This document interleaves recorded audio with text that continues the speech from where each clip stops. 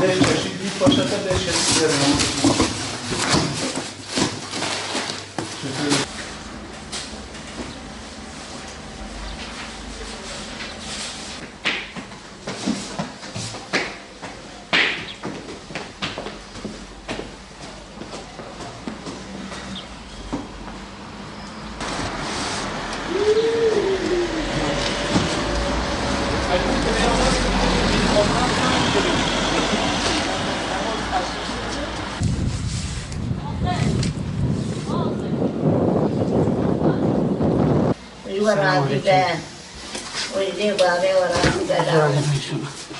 أوجي گوشت سوره ومدة كرواني ورا شانديها تمام الهدية دعاتكم وش تمام مسمانة دعاتكم فكلا بين خوشين نظام مسمانة راكي إن شاء الله تقبرين أبدي تمام تاكل بالك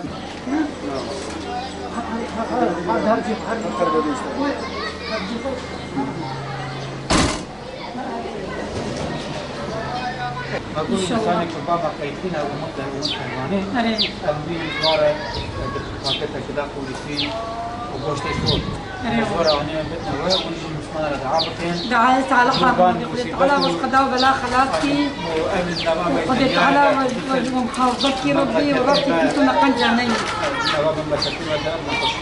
أري والله ربي على نبينا خشيرات إن شاء الله آمين آمين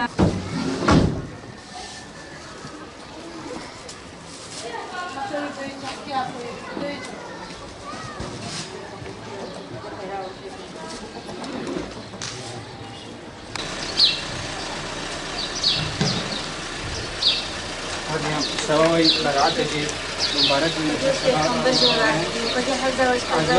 أفضل القوشت سور جهاز تمام مسمانا ردعاتنا وطلع بينا خوشي آمين آمين تمام مسمانا راكي إن شاء الله هذه كده ترى وش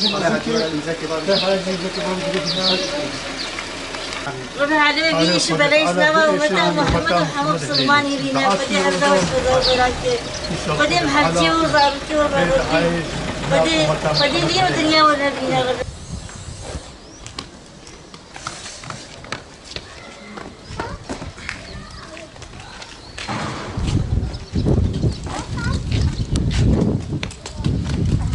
السلام عليكم علينا يا جلال أمود دلتين أمود كلوانيكين ربي فرجك بخير يا غير وجه آمين آمين إن شاء الله İşte sebep beraat Müslüman rada'atken Bismillahirrahmanirrahim. Öncelikle bütün İslam aleminin bugün idrak etmekte olduğumuz mübarek berat gecelerini tebrik eder. İslam ümmetinin bela ve musibetlerden kurtuluşuna vesile olmasını Yüce Allah'tan dileriz. Bu gecenin hürmetine Umut Kervanı olarak Batman'da İl Valiliğimiz bünyesindeki Vefa Sosyal Destek Grubu koordinasyonunda işlerinde 65 yaş üstü olmak üzere toplamda 160 aileye gıda kolisi ve kırmızı et yardımında bulunduk. Malumunuz olduğu üzere Ramazan ayı yaklaşmakta olup muhtaçlar bu ayda kendilerine uzanacak bir er gözlemektedirler.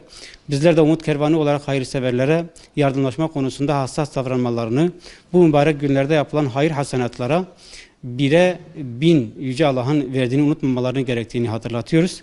Bizlere destek oldukları sürece daha çok muhtaçlara ulaşacağımızı bilmelerini de onlardan istiyoruz. Rabbim şimdiden yaptıkları ve yapacakları hayır hasenatlarını kabul buyursun, mallarını kat kat bereketlendirsin inşallah.